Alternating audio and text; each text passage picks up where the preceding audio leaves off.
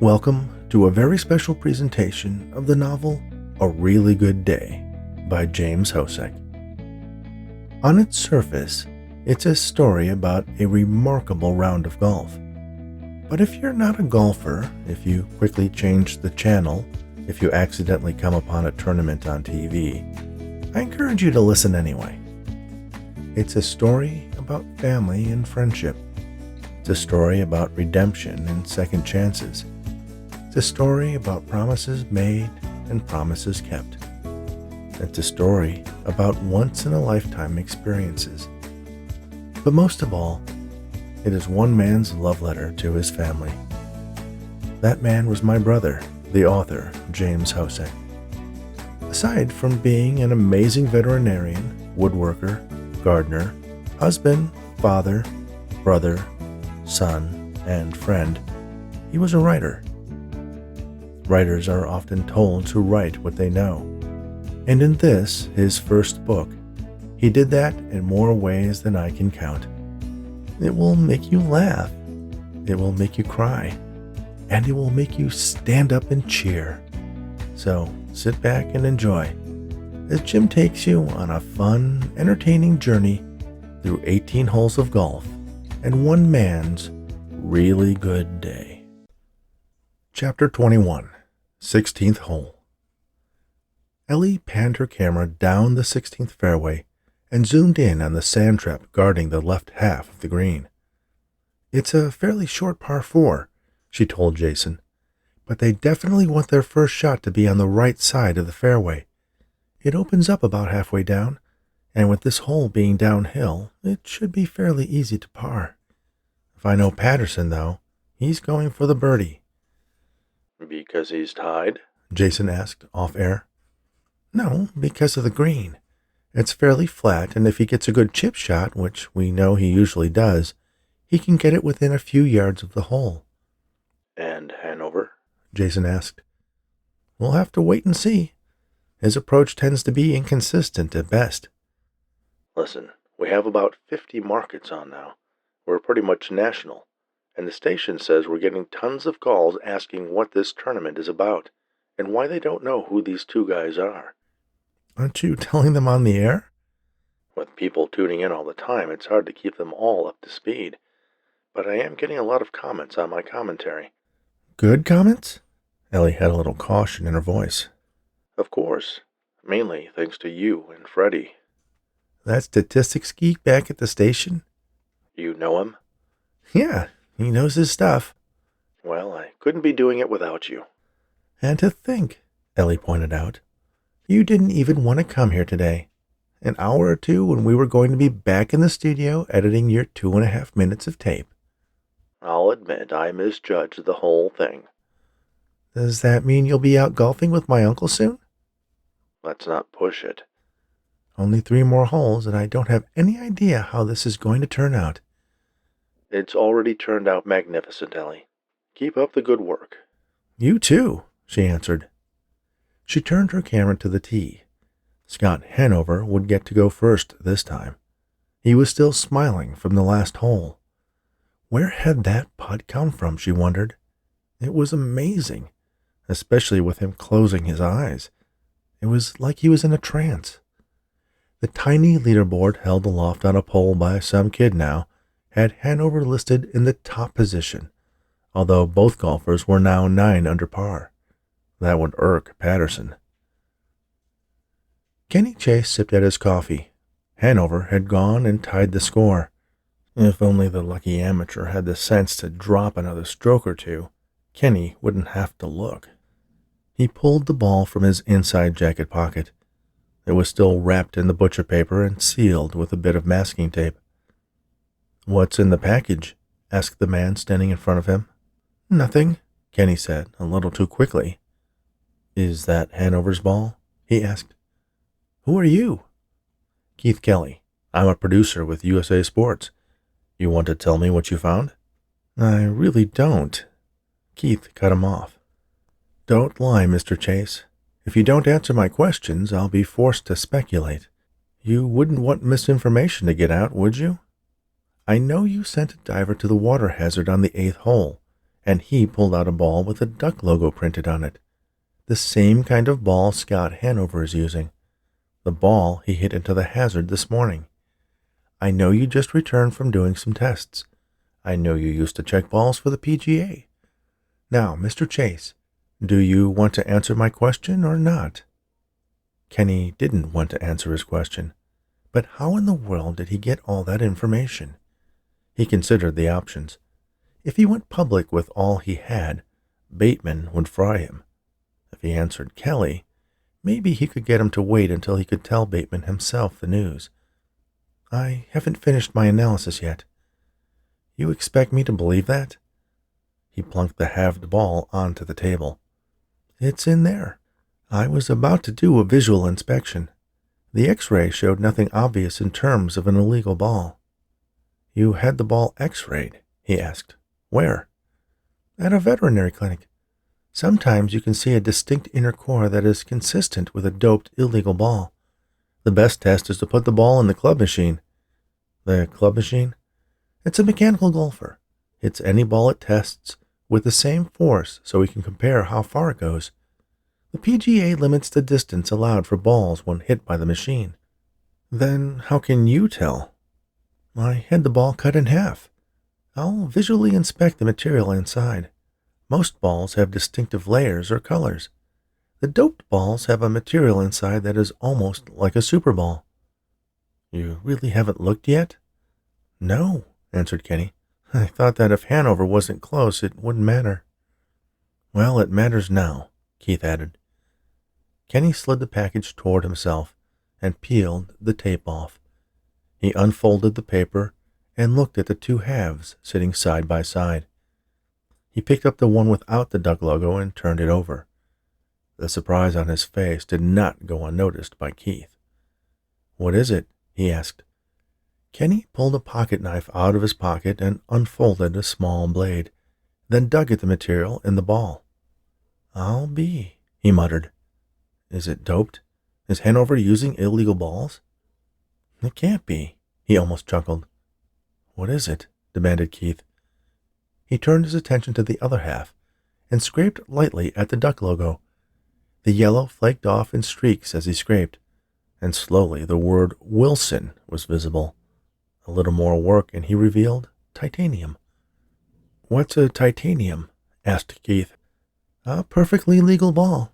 The guys put the logo over the brand name. I went to all that trouble, and all I had to do was scrape off one of those ducks. I'll be a monkey's uncle." "But how is he doing so well? He's ranked last, for God's sake," moaned Keith. "I guess he's just having a really good day." "How are the contractions?" Sally asked. "Nothing bad," Sarah replied. Gina glanced at her watch. "They are getting closer together. They're about 8 minutes now." "We need to get you to a hospital," Sally said. "I just think the kid wants to see its dad play," Sarah suggested. "Well, with any luck, he or she will get to watch it on tape in a couple of weeks," hoped Gina. The three laughed. Sarah saw Scott look at her from the tee. His smile was bright and hopeful. She didn't know if he was hopeful of winning, but she knew he had won the hearts of a bunch of these people here. It was evident, even to Sarah, that Patterson was a much better golfer, but Scott had luck on his side, and he had her. If her presence could help, she'd be here, even if she did have to drop the kid on the 18th tee. Scott looked down the fairway. He'd remembered playing this hole and ending up in the sand just in front of the green. He tried to think how Andrew Patterson would hit. Most likely, he'd try to end up on the right side and approach the pin where there was an open spot in front of the green. If only he could be certain of where his ball was going, he'd do the same. If he aimed to the right and then added a little slice, he'd be in the trees. If he aimed left and had another great drive like on the last hole, the sand would be directly in his line on the second shot. If he aimed down the middle, anything could happen. His safest bet was to go down the middle and hope for a little fade or a minor slice. The fairway opened up on the right side. If he did end up hitting it straight, He'd hope it would go far enough that the sand wouldn't be a problem on his approach shot. Then he could just plunk it up on the green with his pitching wedge. He'd had good drives and bad drives today. Good chips, especially in the second hole, and bad ones. His putting had been great. He looked at his ball on the tee and his club. He picked it up and laid it on his right shoulder like a baseball player waiting for the pitch. He remembered the story of Babe Ruth, pointing to where he was going to hit his home run. He tried to imagine the expression on the pitcher's face. Was he intimidated? Did he think it was a joke? But when Ruth hit the ball into the stands where he pointed, they all knew he was the best player of their time. Scott looked at a spot down the fairway. There was a lonely yellow spot on the green carpeting of the fairway. A flower, maybe a dandelion, was growing low enough to escape the mower's blade. Maybe a piece of paper or a premature fall leaf. Whatever it was, it stood out against the emerald carpet of grass, and he could use it as a target. It looked approximately halfway between the 100-yard and 150-yard markers on the fairway. It was on the right side where he hoped to be, but safely away from the rough. He took his right hand and pointed at the yellow speck. "That's where I'm going to hit it, Paul," Scott said. Paul came up behind him and looked over his shoulder where he was aiming. "At that dandelion? Go for it." "Ha!" blurted Andrew Patterson. He was looking down the fairway, shaking his head. "You won't get within 5 yards of that spot, Hanover." Scott let down his club and walked back to talk to Patterson. "You know, Andrew, on any given day when I might be out golfing, you'd be right. But today, on this hole, with this shot, I'll land within 1 yard of that flower out there. I don't know how I know it, but I can just feel it. It's like déjà vu. I've been at this very spot with that same lonely flower sticking up in the fairway before, and I know that's where my ball will land." Scott turned to walk back to the tee. "You want to bet?" asked Andrew quietly. Scott stopped and turned. "A little side wager. Nothing big. Say $100. Scott thought about it. Did he want to lose $100 to this guy? Would he lose? The feeling he had was so strong. "I'm in for 50, Paul said. Scott grinned and walked back to Andrew. He shook his hand. 1 yard from the flower. 1 yard, Andrew agreed. Scott looked around. The red-jacketed official, who was now acting as their starter, was behaving as if he was oblivious to the wager. It was likely strictly against tournament rules, but it appeared he didn't care what the golfers did between themselves. Maybe, Scott thought, the official wanted to see Patterson lose the bet as badly as Scott wanted to take the money from him. He walked back to his ball at the tee and pointed once again. The feeling was back. He imagined that instead of on a golf course fairway, he was in a baseball stadium, and the flower was an empty seat in the right field bleachers. He warmed up by taking his practice swings like a batter would up at the plate. Then, with all seriousness, he placed his club behind the ball, looked out to the fairway, then back at the ball. He knew the shot required precision and accuracy, but most of all, luck. But he also knew, by God, he knew it was going to land there. He pulled back and whacked the ball as hard as he dared. The white ball soared and broke to the right with a vicious slice. The people gathered at that side of the fairway parted like the Red Sea, and the ball hit the top of a tall tree with a crack that sounded at the tee a half-second later. "Ha!" Patterson uttered. "Wait," Scott said. A white object bounced out from the tree line, landed on the edge of the fairway, and rolled right up to the yellow smudge on the field of green. The consolatory "ah" of the crowd was quickly replaced with cheers and applause as people realized what happened. Not exactly how Scott thought it would play out when he swung, But when he saw the ball head for the trees, he prayed for that lucky bounce. "That's out of bounds," Andrew complained. "Trees are in play," corrected the official. It was plain to see the ball was well within a yard, if not 6 inches, but Andrew insisted they walk out to measure after his hit. He placed his ball on the tee with unusual shortness and proceeded to hit 5 yards beyond Scott's ball with his usual precision. "How did you know you'd hit it there?" whispered Paul as they started to walk out. "That was one heck of a lucky shot." "It had to land somewhere," Scott answered. "Why not there?" "Man, are you some sort of witch or something? Or did you have someone standing in the woods there to throw a ball out on the fairway?" Scott raised his eyebrows and smiled. "That's pretty cool," Paul said. "But if you keep doing it, you're going to creep me out." "Easy $50 for you," Scott added. "You keep it. Put it in the kids' college fund." "Thanks," Scott said. "I think I will." Sarah tried her best to hide the pain from the 2 women, but before she took too many steps, she was almost doubled over. They rushed in to support her, and Gina coached her. "Breathe, Sarah, breathe. We'll have to get you to the clubhouse. This is ridiculous. I'll have our escort call in for a golf cart." "No," Sarah gasped. She held up a hand, and the other 2 waited as she slowly stood up, taking some deep breaths.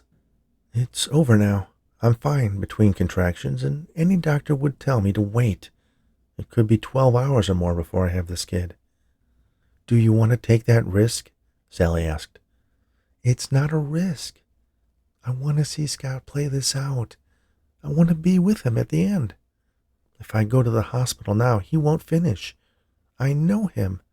He'll leave the tournament and Patterson will win. Is that what you want?" "Cecily can have her victory," Sally said. "I don't want your baby to be in danger." "I'm fine," Sarah argued as she started to lead the women forward. "I'll decide when it's time to go." Gina and Sally shrugged.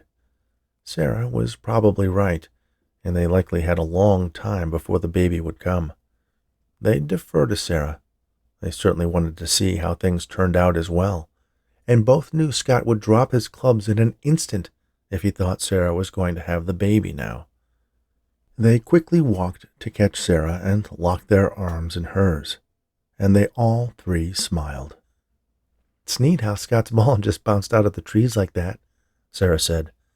"Luckiest shot I've seen since, the last hole," Gina joked.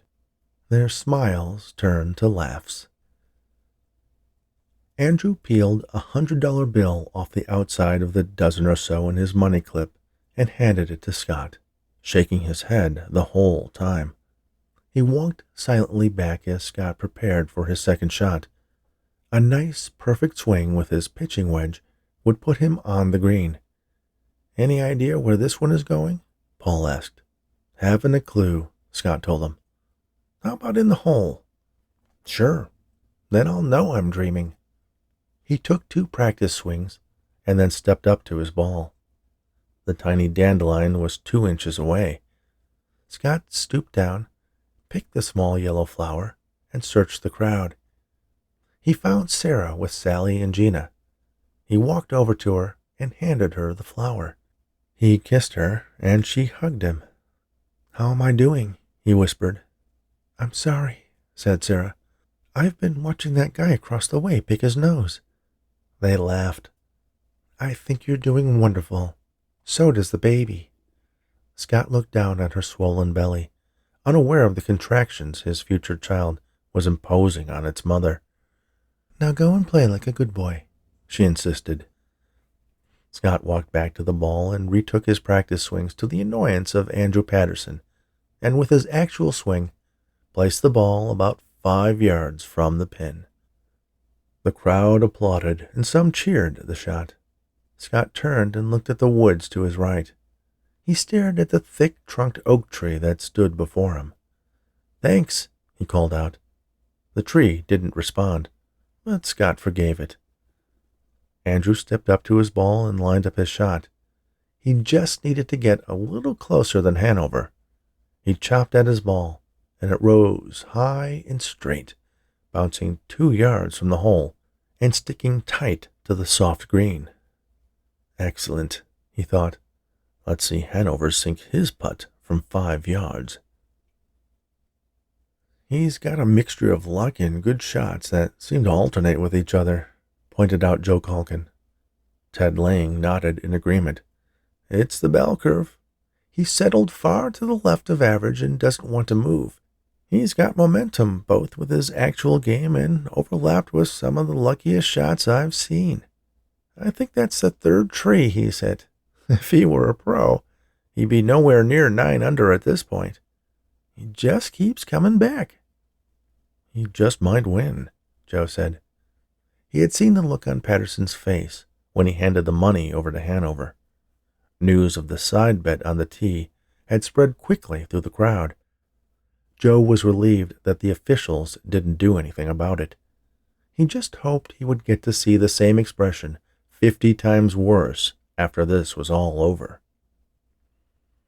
The boys are putting on a fine show, said Harold Frisk as they drove the cart to a position behind the 16th green.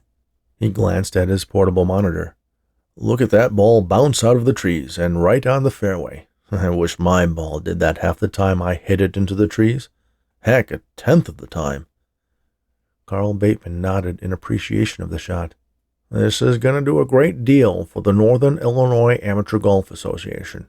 I'm sure we'll get membership inquiries all next week. Give me the information. I'll make sure my commentator gets it on the air, Carl. Really? Sure. Wouldn't be snatching up so many viewers if it weren't for your little tournament. I'm sure we'll be able to make a contribution in support of your organization as well. My sales guy has been selling spots on the fly all afternoon. Wonderful, cackled Carl. He gave the information to Harold, who called it in on his cell phone. As Hanover walked up on the green, Patterson marked his ball with his giant golden dollar. Frisk disconnected and turned the phone off before slipping it in his pocket. Think Hanover can sink it? No, Carl said. Why not? The boy's hot. Statistically, I think only 10% of putts from that far out make it in, he said. It's still not 0. Scott marked his ball, picked it up, wiped a green smudge, and checked it for any damage from hitting the tree. He should have done that before he hit his second shot, but fortunately it looked fine. He lined up the duck with the hole. It was a straight-in shot, no breaks or hills or slopes to deal with. Just hit it straight in. Straight in, whispered Paul, like he was reading Scott's mind again. Only not one of those eyes-closed trance things. Seriously, it's creeping me out. Scott chuckled and drew his club back 6 inches and tried 3 practice swings. He stepped up and repeated the swing with his ball in front of the putter. It bounced a little as it took off, and it looked like it was going in. But it was slowing too fast. It rolled closer, slowed, rolled closer, slowed, and seemed to balance on the rim of the hole. The crowd was silent and hopeful, watching and willing it to fall in. With what seemed to be a desperate effort, the ball rolled another fraction of an inch, and, like a thirsty man dragging himself to an oasis in the desert, plunked into the hole. Scott jumped in the air, waving his club like mad. Paul was jumping with him. The roar of the crowd was enormous. 10%, Frisk shouted to Bateman. Never go to Vegas, my friend. Another birdie for Hanover, Jason screamed in the control booth. He was jumping in place. His headphone cord threatened to pull out of the console. I don't believe it. This guy just won't give up. If Patterson can sink his, they'll still be tied. If he misses, Hanover will be back in the lead. But no matter what, it is still anybody's game. This is just incredible. I can't remember a more exciting, nerve-wracking, suspenseful sports event in all my years on the air. Call your friends and neighbors and have them turn on their TVs. It's going to be a day to remember. Jake Fisher punched the air and screamed, "Yeah!" as loud as he could, and still he was unheard over the roar of the crowd. The excitement was thick, and people were jumping and hugging each other and shaking their heads in disbelief. As he looked around, 3 seemingly calm figures caught his attention. He strained his eyes a little to distinguish them from across the green, and smiled as he recognized Karen Blakely, April Weinstein, and their friend. They neither applauded nor cheered. One fellow clapped the tall, thin man on the back with a good thump that earned him a contemptuous glare for his trouble. "Yeah," Jake said again. This time he almost whispered the word. He didn't want to be too excited, but if Hanover kept this up, he just might turn out to be his ticket back into the game. It took the officials about a minute to quiet down the crowd so Andrew could attempt his putt. He knew he had the birdie, but why did Hanover have to make his? He almost didn't. Andrew was having his best game ever, and on any other day he'd be out in the lead alone. But this miserable snot was making him fight for every stroke. He calmed himself down and lined up the putt. Straight in, 2 yards. He did these things in his sleep. He tapped the ball, and with no doubt at all, it rolled into the hole. The applause was tempered in comparison to what Hanover had received, but Hanover was the underdog. People wanted to root for the underdog, Andrew supposed. It was human nature. "Still 2 holes to go," he said to himself. "Anything can happen." He reached in and pulled out his ball. Scott and Paul were still grinning as they walked along the paved cart path. Ahead was the large pond. Around it circled the 17th and 18th holes. A par 3 along the water, followed by a par 4 dogleg left. The pond lined the left side of both holes, cutting into the fairways, making the last 2 holes the most challenging of the course. Scott noticed the strange rock ahead on the path. The gunning of a golf cart engine from behind startled him. He turned. The man driving the cart was busy talking to his companion. It was the same idiot who cost him a stroke at 14. Scott looked back at the path, and the strange rock lurched forward. It was a turtle, the biggest box turtle he'd ever seen. The cart was heading straight for it. He broke into a sprint and yelled, "Stop!" as loud as he could. He waved his hands like a madman.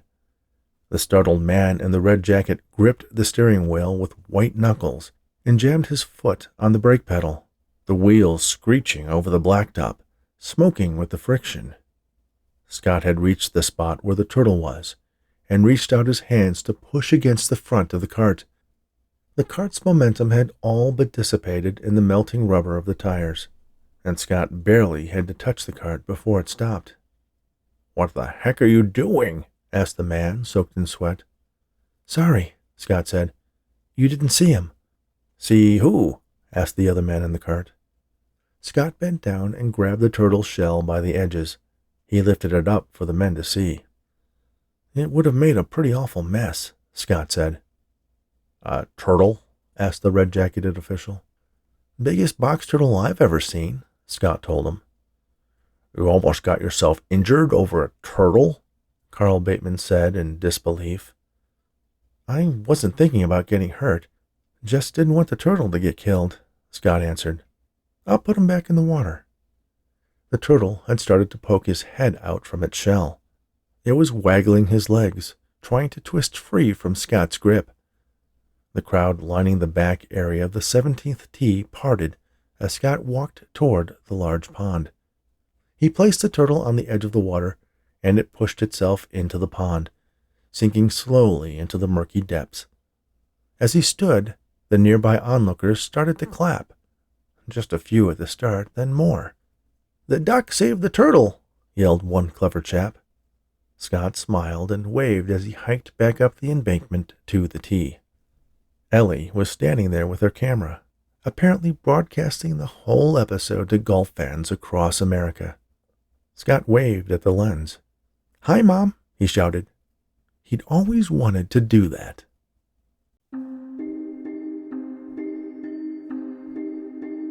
Thank you for listening to A Really Good Day, a novel by James Hosek, narrated by Rich Hosek.